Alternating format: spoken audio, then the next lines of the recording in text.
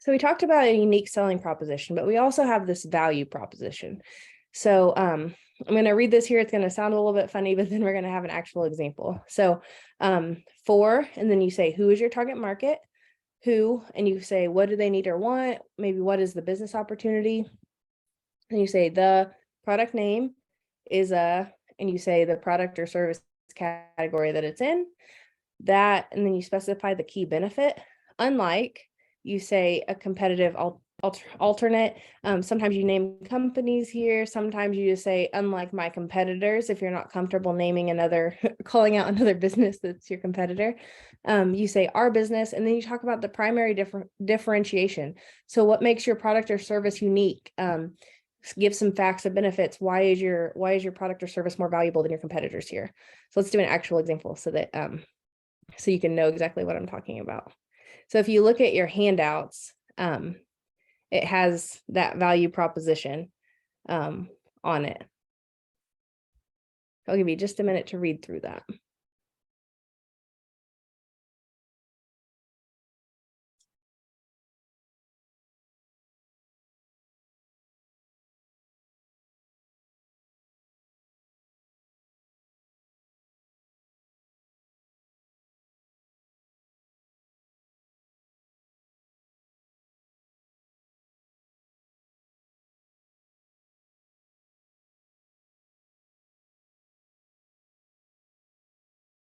So with pages 2 and 3, that's a little homework that you can do a little bit later. But it's good to write that down and kind of have it as a little pitch in your pocket that you're ready to tell customers about. And it's good to think about these things. So offhandedly, you can talk about those values and benefits to your customers when you run into them or when you're selling at market. So consumer segments, there's different segments that we can talk about. So we have the benefit segmentation. So you can segment people based on benefit. So that would be things such as taste, nutrition of your product, safety, appearance, convenience. We've got demographic segmentation. So that would be more probably what people mostly think about, which is like age, income, education, sex, nationality. We have occasion segmentation. So that's things such as eating out for business. Maybe you're eating out for pleasure, eating out for convenience or to save time. That would be occasion segmentation. Then we have lifestyle segmentation. So maybe yuppies, soccer moms, college students, vegetarians. This goes on and on and on. You can list lots of different lifestyles. But there's 4 main things that we can segment people on. And it's important for you as a farmer to think about these consumer segments and really target who you're trying to sell to. Make sure you're marketing to that segment. So we go to define our customer. So we have an example here. So what are 3 different types of customers you'd like to reach? So for our farm, we want to reach urban individuals, maybe soccer moms, and then health conscious individuals. When we ask, where will they come from? We say, oh, they would drive probably up to 20 miles. A 20-mile radius is where we're targeting. What is their income range? Maybe 60 to 100,000. Why will they be your customer? So for this example, we provide organic fruit pies not offered elsewhere. And what do they require from you to remain your customer? So they want high quality, of course. They want timely delivery. Maybe they want credit card processing. A lot of people don't carry cash anymore, unfortunately. So maybe that's something that you can use to differentiate yourself from your competitors. There's a lot of things here that we can think about when we're delivering that extra benefit or value that doesn't have to necessarily always be tied directly to the product, but maybe in the services that we provide as a farmer. So when we're developing that value proposition, we want to make sure that we're including metrics or goals or targets for managing customer relationships. I said before, it is always cheaper to retain current customers and make more sales to that group or base that you've already had buy into your products.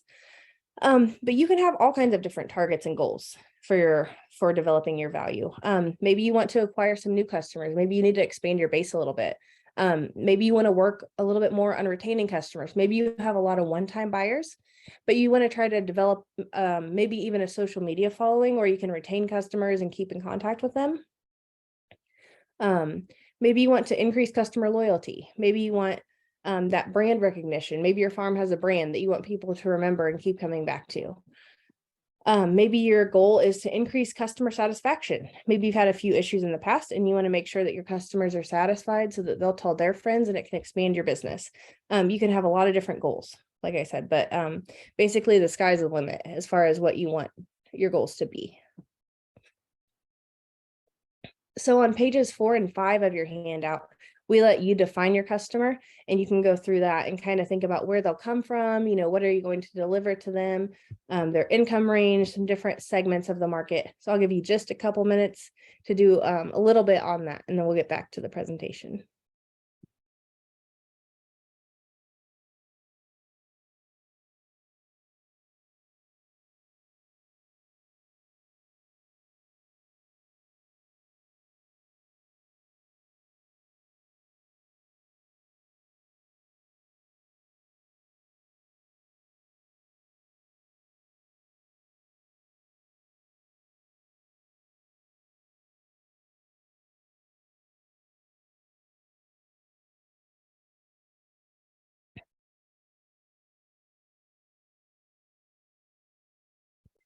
So we have a pretty small group. Going back, does anybody want to tell us maybe a couple different types of customers that they'd like to reach? It's always interesting to hear from our peers and see who they're targeting as their business. If anybody's interested, just shout it out.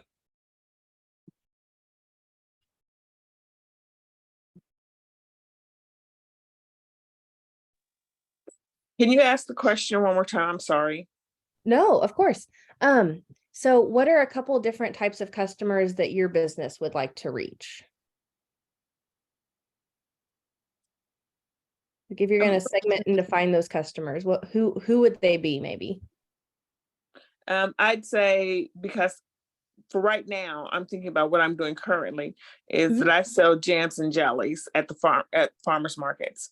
And so if I had to target a different area, maybe it would be those customers who don't come to the farmers market, those type of customers. Sure. Or, or maybe it could be like small local shops. You know what I mean? If I could, Yep. So you could be in a storefront. Okay, perfect. Yeah. And that's a good point to bring up. So these different customers, they don't have to always be individuals, right? That you're envisioning. It can be maybe you're selling to a business to get your product spread further. That is a great example. Thank you for sharing. Does anybody else want to share maybe who they want to target as their customer? We are trying to target customers that are interested in fresh, locally grown vegetables, as well as free-range chickens and non-antibiotic additives for pork products. Okay, so definitely a consumer who's health conscious would fall in that, right? Right. Okay, very cool. That's awesome. Two very different things that we're trying to deliver, but you can see how we can do this and try to think about, how are we going to reach those customers, and how do we define them, and how do we provide value to those distinct segments that we're thinking about?